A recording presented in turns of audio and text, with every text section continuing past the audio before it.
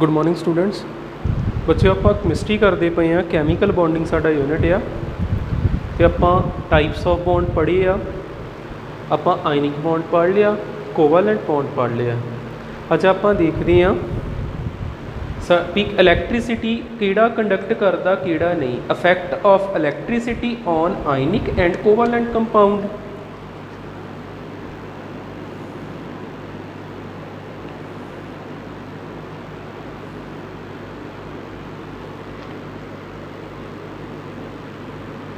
effect of electricity on ionic and covalent compound।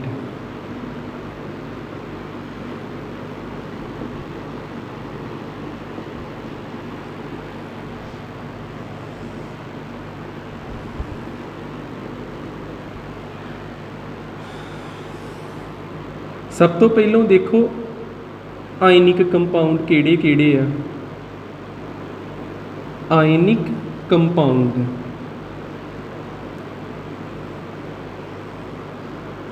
Ionic compound जिवें NaCl, NaCl, AgCl3, MgCl2, ठीक है। एक metal दूजा नॉन मैटल CuCl2, मैटल ते non metal, ठीक है ना। ये आप कोई भी आयनिक कंपाउंड ले ले। कोवालेंट कंपाउंड किहड़े किहड़े ने?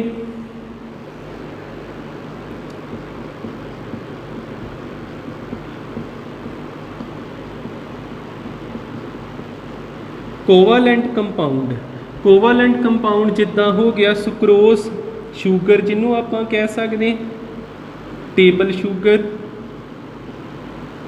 C12H22O11, अल्कोहल हो गया।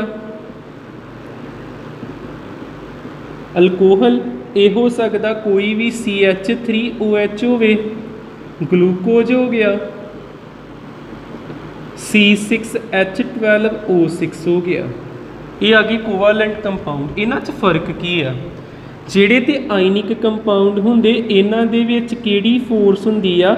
Electrostatic force of attraction. ਆ ਜਿਹੜੀ फोर्स ਆ ਇਹ ਕਿਹੜੀ फोर्स ਆ? ਇਲੈਕਟ੍ਰੋਸਟੈਟਿਕ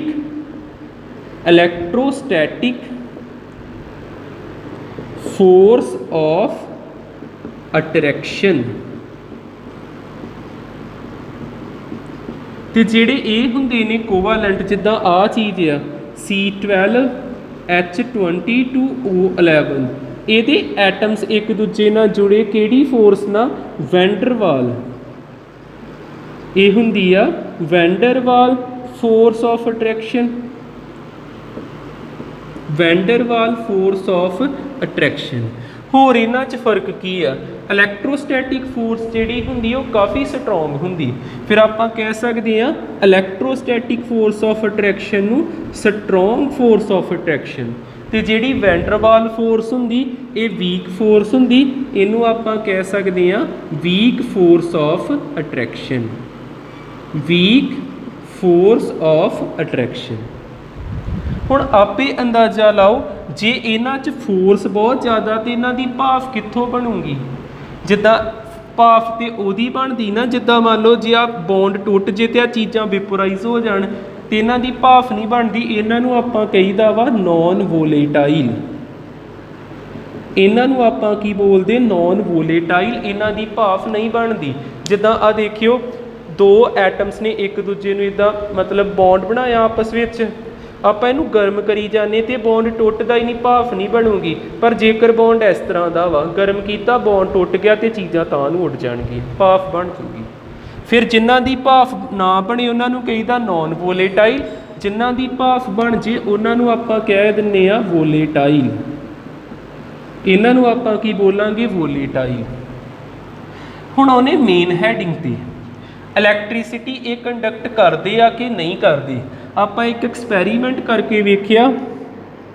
ਆਪਾਂ ਇੱਕ ਲਿਆ beaker.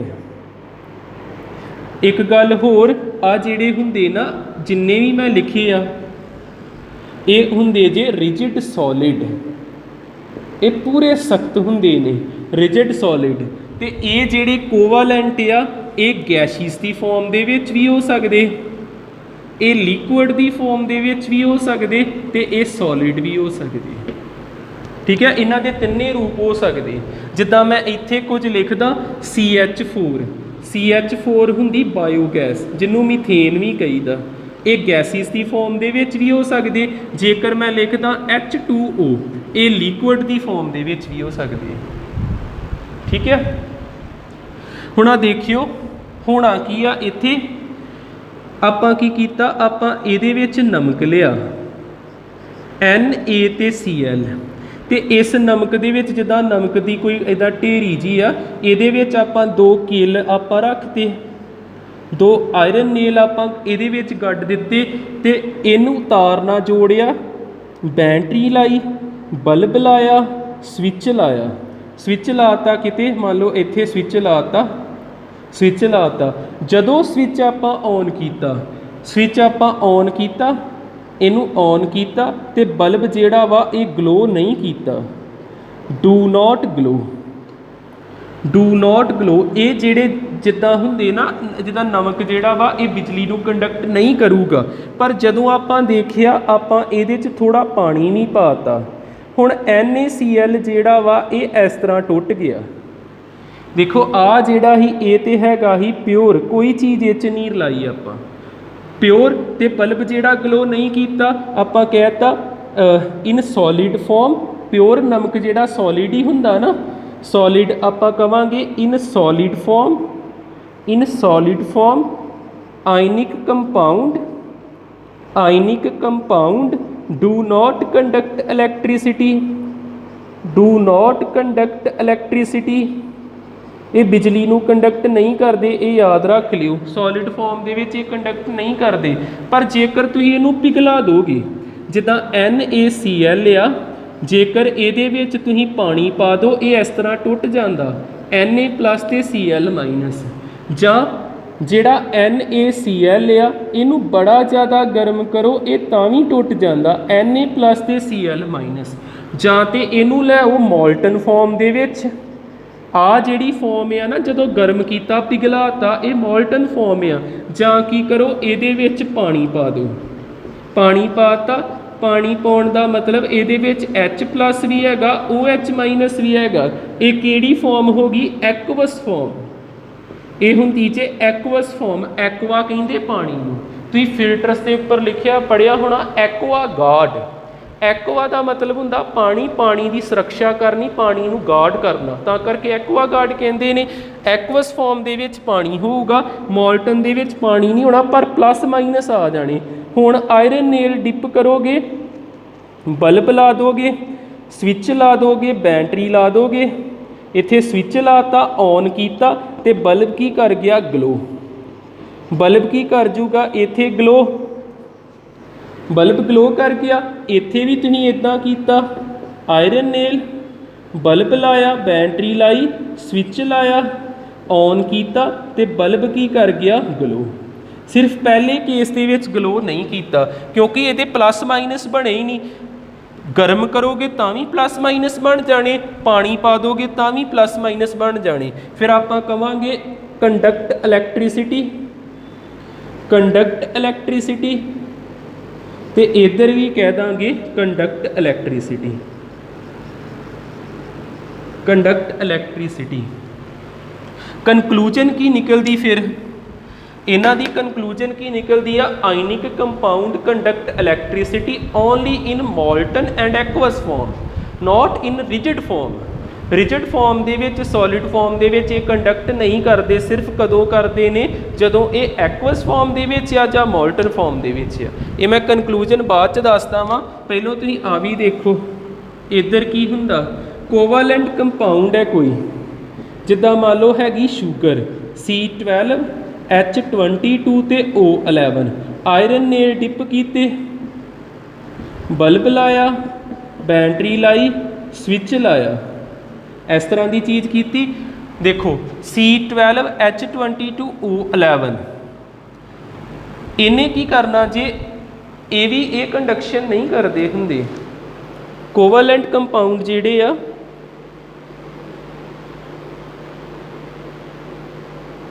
Poor conductor of electricity ਨੇ, नहीं करते। ठीक है, इत्थे याद रख लियो ये आयन विच नहीं टुटदे, बल्ब डू नॉट ग्लो होगा, डू नॉट ग्लो, ते आपां कह सकते हैं डू नॉट कंडक्ट इलैक्ट्रिसिटी।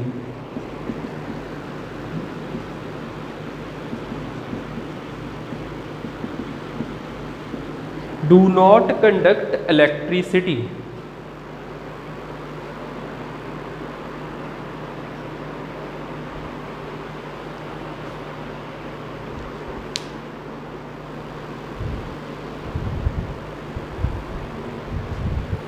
ਹੁਣ ਆਪਾਂ ਇਹਨਾਂ ਦੀ ਕਨਕਲੂਜਨ ਲਿਖ ਲਈਏ।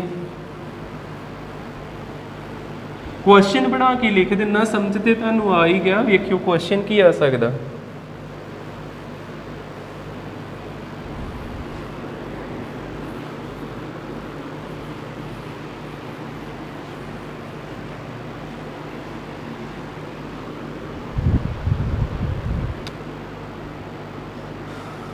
ਜਿੱਦਾਂ ਤੁਹਾਨੂੰ ਕੁਐਸਚਨ ਆ ਜਾਂਦਾ ਵਾ, ਆਇਓਨਿਕ ਕੰਪਾਊਂਡਸ, ਆਇਓਨਿਕ ਤੇ ਇਲੈਕਟ੍ਰੋਵੈਲੈਂਟ ਇੱਕੋ ਹੀ ਹੁੰਦੇ ਜੀ। Ionic compounds conduct electricity in molten or aqueous form, not in solid form ਜਾਂ pure form। explain।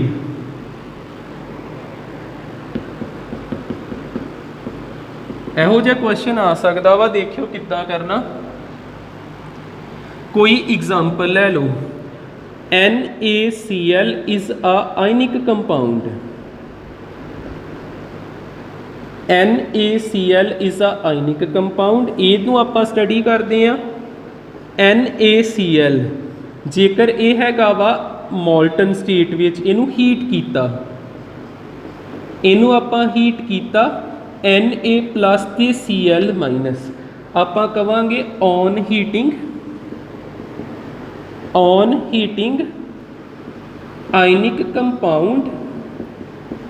आयनिक compound break down into ions. Break down देखो, ऑन हीटिंग आयनिक कंपाउंड जिहड़ा आयन विच टुट गया ना, पॉजिटिव नूं की कहीदा कटाइन ते नैगेटिव नूं की कहीदा अनाइन। आपां कवांगे on heating ionic compound break down into ions, break down into ions which are charge carrier. वो जिहड़े आयन्स आ वो की ने, चार्ज कैरियर, चार्ज नूं कैरी कर सकते आ। Which are charge carrier, therefore they conduct electricity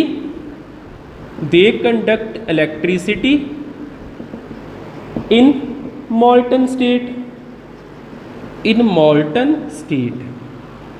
ਇਹ ਤੇ ਹੋ ਗਿਆ फस्ट ਮੋਲਟਨ वाला। ਹੁਣ ਦੇਖਿਓ ਜਿੱਦਾਂ NaCl ਆ, NaCl ਦੀ ਰਿਐਕਸ਼ਨ ਕਰਾਈ ਵਾਟਰ ਦੇ ਨਾਲ, ਤੇ ਵਾਟਰ ਦੀ ਖਾਸੀਅਤ ਕੀ ਹੁੰਦੀ ਜੇ, ਇਹ ਵੀ ਨੋਟ ਦੇ ਵਿੱਚ ਯਾਦ ਰੱਖੋ। ਜਿਹੜਾ H2O ਆ ਨਾ, ਇਹਦਾ Kw ਹੁੰਦਾ 81। Kw ਦਾ ਮਤਲਬ ਹੁੰਦਾ डिसोसीएशन कॉन्स्टेंट, किसी चीज़ नूं तोड़ना, डिसोसीएशन कॉन्स्टेंट। Kw का मतलब हैगा वा डिसोसीएशन कॉन्स्टेंट। जिद्दां NaCl आ ना, NaCl जिहड़ा जेकर इनू पाउने वाटर दे विच, ते वाटर की कैपेबिलिटी कितनी 81, ये इस फोर्स नूं की कर दूगा, वीक, कमज़ोर कर दूगा। आपां कह सकते हैं वाटर रिड्यूसिस हुंदा घटाउणा, reduces the electrostatic force between ions. ते जे फोर्स ही घट गई तो उन्हें आपे आयन विच टुट जाना। इलैक्ट्रोस्टैटिक फोर्स बिटवीन आयन्स, याद रख लियो। ਵਾਟਰ ਦੇ ਕੋਲ ਇੱਕ ਗੁਣ ਹੈਗਾ ਉਹਦਾ KW ਕਿੰਨਾ 81, ਜਿਹਨੂੰ ਉਹ ਇੱਕ ਆਪਣੀ ਜਿਹਦੀ ਮਦਦ ਦੇ ਨਾਲ ਪਾਣੀ ਜਿਹੜਾ ਵਾ ਕਿਸੇ ਵੀ ਚੀਜ਼ ਦੀ ਫੋਰਸ ਨੂੰ ਵੀਕ ਕਰ ਸਕਦਾ, ਤਾਂ ਕਰਕੇ ਵਾਟਰ ਨੂੰ ਕਹਿੰਦੇ ਯੂਨੀਵਰਸਲ ਸੋਲਵੈਂਟ। ਪਾਣੀ ਨੂੰ ਯੂਨੀਵਰਸਲ ਸੋਲਵੈਂਟ ਕਿਉਂ ਕਹਿੰਦੇ? ਕਿਉਂਕਿ ਇਹ 'ਚ ਜਿਹੜੀ ਮਰਜ਼ੀ ਚੀਜ਼ ਘੁਲ ਜਾਂਦੀ, ਇਹਦੇ 'ਚ ਇੰਨੀ ਸ਼ਕਤੀ ਹੈਗੀ ਵੀ ਇਹ ਦੋ ਬੌਂਡ ਜਿਹੜਾ ਉਹਨੂੰ ਤੋੜ ਸਕਦਾ, ਤੋੜਤਾ ਤੇ ਉਹ 'ਚ ਚੀਜ਼ ਘੁਲ ਜਾਂਦੀ ਆ। ਹੁਣ ਇਹਨੇ ਵਾਟਰ ਨੇ NaCl ਦੀ ਬੌਂਡ ਵਾਲੀ ਫੋਰਸ ਨੂੰ ਵੀਕ ਕਰਨਾ, Na+ ਵੱਖਰਾ ਹੋ ਜਾਣਾ ਤੇ Cl- ਵੱਖਰਾ ਹੋ ਜਾਣਾ, ਇੱਕ ਕੈਟਾਇਨ ਇੱਕ ਕੀ ਹੋ ਗਿਆ ਅਨਾਇਨ। ਫਿਰ ਆਪਾਂ ਇੱਥੇ ਕੀ ਕਹਿ ਸਕਦੇ ਹਾਂ? On reaction with water, on reaction with water, on reaction with water ionic compound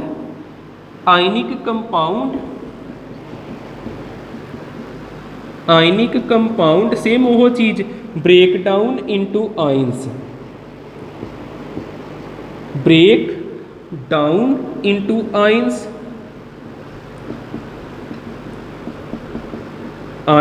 which are charge carrier, therefore they conduct electricity, which are charge carrier,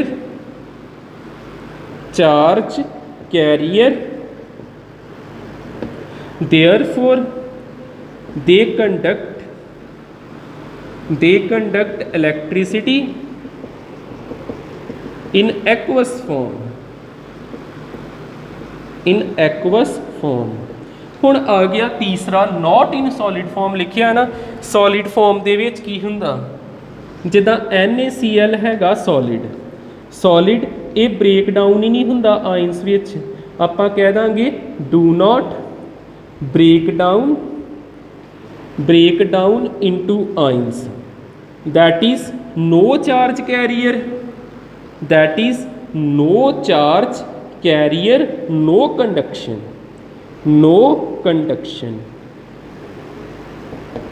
no charge carrier ਤੇ no conduction। ਠੀਕ ਹੈ, ਇੱਥੇ ਆਪਣਾ ਇੱਕ question ਬਣ ਗਿਆ ਵੀ ionic compound ਜਿਹੜੇ ਆ ਇਲੈਕਟ੍ਰਿਸਿਟੀ ਨੂੰ ਕੰਡਕਟ ਕਰਦੇ ਆ ਮੋਲਟਨ ਤੇ ਐਕਵਸ ਫਾਰਮ ਦੇ ਵਿੱਚ, ਨਹੀਂ ਕੰਡਕਟ ਕਰਦੇ ਕਿਹੜੀ ਫਾਰਮ ਦੇ ਵਿੱਚ? ਸੋਲਿਡ ਫਾਰਮ ਦੇ ਵਿੱਚ। ਤੇ ਇਹਨਾਂ ਨੂੰ ਐਕਸਪਲੇਨ ਕਿੱਦਾਂ ਕਰਨਾ? ਰਿਐਕਸ਼ਨ ਲਿਖੋ, ਹੀਟ ਕੀਤਾ, ਜੇ ਤੇ ਟੁੱਟ ਜਾਂਦੇ ਆ, ਟੁੱਟ ਗਏ ਤੇ ਕਿਹੜੀਆਂ ਚੀਜ਼ਾਂ ਮਿਲ ਗਈਆਂ? ਚਾਰਜ ਕੈਰੀਅਰ ਤੇ ਕੰਡਕਸ਼ਨ ਹੋਊਗੀ। ਵਾਟਰ ਨਾਲ ਰਿਐਕਟ ਕੀਤਾ ਤੇ ਵਾਟਰ ਦਾ KW ਕਿੰਨਾ ਹੁੰਦਾ? 81 ਦਾ ਮਤਲਬ ਉਹਦੇ ਕੋਲ ਇੰਨੀ ਕੁ ਕੈਪੇਬਿਲਿਟੀ ਹੈਗੀ ਆ ਵੀ ਉਹ ਆਇਨਸ ਨੂੰ ਵਿੱਚ ਇਹਨੂੰ ਬ੍ਰੇਕ ਡਾਊਨ ਕਰ ਸਕੇ ਤੇ ਕੰਡਕਸ਼ਨ ਹੋ ਸਕਦੀ। ਸੋਲਿਡ ਦੇ ਵਿੱਚ ਆਇਨ ਨਹੀਂ ਬਣਦੇ ਤੇ ਨੋ ਕੰਡਕਸ਼ਨ। ਠੀਕ ਹੈ, ਸਾਡਾ ਇੱਕ ਇਹ ਕੁਐਸਚਨ ਹੋਇਆ। ਨੈਕਸਟ ਦੇਖਿਓ,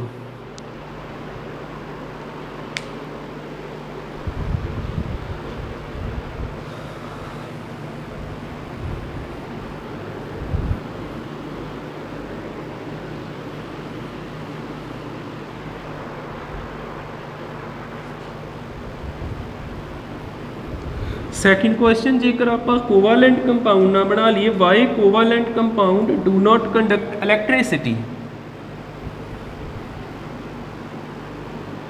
ਜਿੱਦਾਂ ਮੈਂ ਕੋਵਾਲੈਂਟ ਕੰਪਾਊਂਡ ਵਾਟਰ ਕਿਹਾ ਸੀ ਨਾ,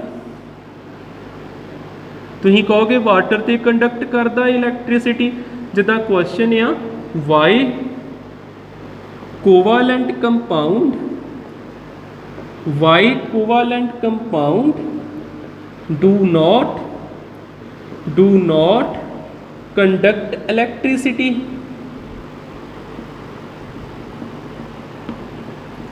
पहली गल देखो, जेड़ा वाटर है ना, वाटर मैं केड़ा लेना पिया? Distilled water. डिस्टिल्ड वाटर ਜਿਹਦੇ ਵਿੱਚ ਸਾਲਟ ਬਿਲਕੁਲ ਨਹੀਂ ਹੁੰਦਾ, ਆਇਨ ਬਿਲਕੁਲ ਨਹੀਂ ਟੁੱਟਦੇ। ਮੈਂ ਵਾਟਰ ਦੀ ਕਿਹੜੀ ਗੱਲ ਕਰਦਾ ਵਾਂ? ਪਿਓਰ ਫਾਰਮ ਆਫ ਵਾਟਰ, ਜਿਹਨੂੰ ਆਪਾਂ ਡਿਸਟਿਲਡ ਵਾਟਰ ਕਹਿੰਦੇ ਆ, ਜਿਹੜਾ ਸਾਨੂੰ ਲੈਬਸ ਤੋਂ ਮਿਲਦਾ। ਜਿਹੜਾ ਆਪਾਂ ਗਰਾਊਂਡ ਵਾਟਰ ਪੀਂਦੇ ਆ, ਡਰਿੰਕਿੰਗ ਵਾਟਰ ਜਿਹੜਾ ਹੁੰਦਾ ਉਹ ਡਿਸਟਿਲਡ ਵਾਟਰ ਨਹੀਂ ਹੁੰਦਾ। ਡਿਸਟਿਲਡ ਵਾਟਰ ਆਪਾਂ ਪੀ ਨਹੀਂ ਸਕਦੇ, ਕਿਉਂ? ਆਪਾਂ ਡਰਿੰਕ ਕਰਾਂਗੇ ਆਪਾਂ ਇੱਕਦਮ ਵੋਮਿਟ ਕਰ ਦਾਂਗੇ। ਠੀਕ ਹੈ, ਡਿਸਟਿਲਡ ਵਾਟਰ ਜਿਹੜਾ ਵਾ ਇਹਦੇ 'ਚ ਸਾਲਟ ਬਿਲਕੁਲ ਨਹੀਂ ਹੁੰਦਾ ਤੇ ਕੰਡਕਸ਼ਨ ਨਹੀਂ ਕਰਦਾ। ਹੁਣ ਇੱਥੇ ਦੇਖਿਓ ਜਿੱਦਾਂ ਡਿਸਟਿਲਡ ਵਾਟਰ ਇਹ ਵੀ ਕੋਵੈਲੈਂਟ ਕੰਪਾਊਂਡ ਆ। ਗਲੂਕੋਜ਼ ਇਹ ਵੀ ਇੱਕ ਹੈਗਾ ਵਾ ਕੋਵੈਲੈਂਟ ਕੰਪਾਊਂਡ। ਕੋਵੈਲੈਂਟ ਕੰਪਾਊਂਡ ਗਲੂਕੋਜ਼ ਦਾ ਕੀ ਫਾਰਮੂਲਾ ਹੁੰਦਾ C6H12O6। ਇਹ ਦੋਨੋਂ ਜਾਂ ਹੋਰ ਵੀ ਕਈ ਹੋਣਗੇ ਜਿਹੜੇ ਕੀ ਨੇ ਕੋਵੈਲੈਂਟ ਕੰਪਾਊਂਡ। ਜਿੱਦਾਂ ਸੁਕਰੋਸ ਹੋ ਗਿਆ, ਅਲਕੋਹਲ ਹੋ ਗਿਆ, ਇਹ ਕੋਵੈਲੈਂਟ ਕੰਪਾਊਂਡ ਆ, ਇਹ ਆਇਨ ਨਹੀਂ ਦਿੰਦੇ। ਆਪਾਂ ਕਹਿ ਸਕਦੇ ਆ these compounds do not break down into ions,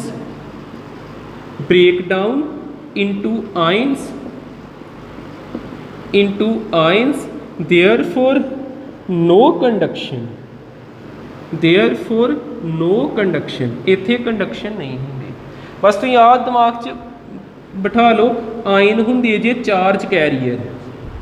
ਠੀਕ ਹੈ, ਜਿੱਦਾਂ ਇੱਥੇ ਮੈਂ ਫਿਰ ਇੱਕ ਚੀਜ਼ ਕਲੀਅਰ ਕਰਾਂ, ਜਿੰਨੀਆਂ ਵੀ ਗੱਲਾਂ ਦੱਸਦਾ ਨੋਟ ਵਿੱਚ ਉਹ ਤੁਹਾਡੀ ਨੌਲੇਜ ਹੀ ਇੱਕ ਹਿਸਾਬ ਦੀ ਵੱਧਦੀ ਹੈ ਵੀ ਗਾਂਹ ਜਾ ਕੇ ਵਾਈਵੇ ਹੁੰਦੇ ਨੇ। ਜਦੋਂ ਤੁਹਾਡਾ ਜਿੱਦਾਂ 10th ਸਟੈਂਡਰਡ ਆ, ਪ੍ਰੈਕਟੀਕਲਸ ਹੋਣੇ ਨੇ, ਵਾਈਵੇਸ ਹੋਣੇ ਨੇ, ਇਹਨਾਂ 'ਚ ਕੁਐਸਚਨ ਪੁੱਛੇ ਜਾਣੇ ਨੇ ਜੋ ਮੈਂ ਐਕਸਟਰਾ ਦੱਸਦਾ ਪਿਆ ਵਾਂ। ਇਹ ਵੀ ਧਿਆਨ ਨਾਲ ਸੁਣਿਆ ਕਰੋ। ਜਿੱਦਾਂ ਦੇਖੋ ਆਹ ਇੱਕ ਹੈਗੀ ਵਾਇਰ, ਇਹ ਸੋਲਿਡ ਆ, ਇੱਕ ਕੰਟੇਨਰ ਆ, ਇਹ ਲਿਕੁਇਡ ਆ ਤੇ ਇੱਥੇ ਕੋਈ ਨਾ ਕੋਈ ਗੈਸ ਵੀ ਆ। ਇਸ ਤਰ੍ਹਾਂ ਆਹ ਲਿਕੁਇਡ ਹੋ ਗਿਆ। ਇਹਦੇ ਨਾਲ ਤੁਸੀਂ ਬੈਟਰੀ ਲਾ ਕੇ, ਸਵਿਚ ਲਾ ਕੇ ਬਲਬ ਲਾ ਦੋਗੇ, ਇੱਥੇ ਬਲਬ ਗਲੋ ਕਰ ਗਿਆ। ਇੱਥੇ ਤੁਸੀਂ ਆਇਰਨ ਨੇ ਡਿਪ ਕੀਤੇ, ਬੈਟਰੀ ਲਾਤੀ, ਬਲਬ ਲਾਤਾ, ਸਵਿਚ ਲਾਤਾ, ਔਨ ਕੀਤਾ ਤੇ ਬਲਬ ਗਲੋ ਕਰ ਗਿਆ। ਹੁਣ ਇੱਥੇ ਬਲਬ ਗਲੋ ਕਿੱਦਾਂ ਹੋਇਆ? ਕਿਉਂਕਿ ਕਿੰਨਾ ਨੇ ਮਦਦ ਕੀਤੀ? ਇਲੈਕਟ੍ਰੋਨਸ ਨੇ। ਹੁਣ ਗੈਸ ਦੇ ਵਿੱਚ ਵੀ ਹੋ ਸਕਦਾ ਕੋਈ ਇੱਦਾਂ ਦੀ ਪ੍ਰੋਪਰਟੀ ਹੋਵੇ ਵੀ ਬਲਬ ਗਲੋ ਕਰ ਜੇ ਕਿਸੇ ਤਰੀਕੇ ਨਾਲ, ਜੇਕਰ ਆਪਾਂ ਸਰਕਟ ਬਣਾ ਸਕੀਏ। ਸੋਲਿਡ ਦੇ ਵਿੱਚ ਚਾਰਜ ਕੈਰੀਅਰ ਤੁਹਾਨੂੰ ਪੁੱਛਿਆ ਜਾ ਸਕਦਾ, what are the charge carrier in solid. Charge carry ਕੌਣ ਕਰਦਾ ਵਾ? ਜਿੱਦਾਂ ਇਸ ਕੰਢੇ ਤੋਂ ਇਸ ਕੰਢੇ ਤੱਕ ਚਾਰਜ ਕਿੰਨੇ ਲੈ ਕੇ ਜਾਣਾ ਵੀ ਬਲਬ ਜਗੇ? ਚਾਰਜ ਕੈਰੀਅਰ ਹੁੰਦੇ ਜੇ ਇਲੈਕਟ੍ਰੋਨਸ। ਸੋਲਿਡ ਦੇ ਵਿੱਚ ਚਾਰਜ ਕੈਰੀਅਰ ਹੁੰਦੇ ਇਲੈਕਟ੍ਰੋਨਸ ਤੇ ਲਿਕੁਇਡ ਦੇ ਵਿੱਚ ਚਾਰਜ ਕੈਰੀਅਰ ਕਿਹੜੇ ਹੁੰਦੇ ਨੇ? Ions.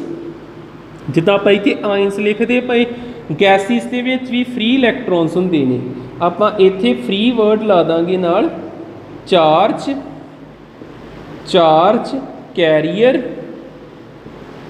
Career are free electrons. ਠੀਕ ਹੈ, ਯਾਦ ਰੱਖਿਓ।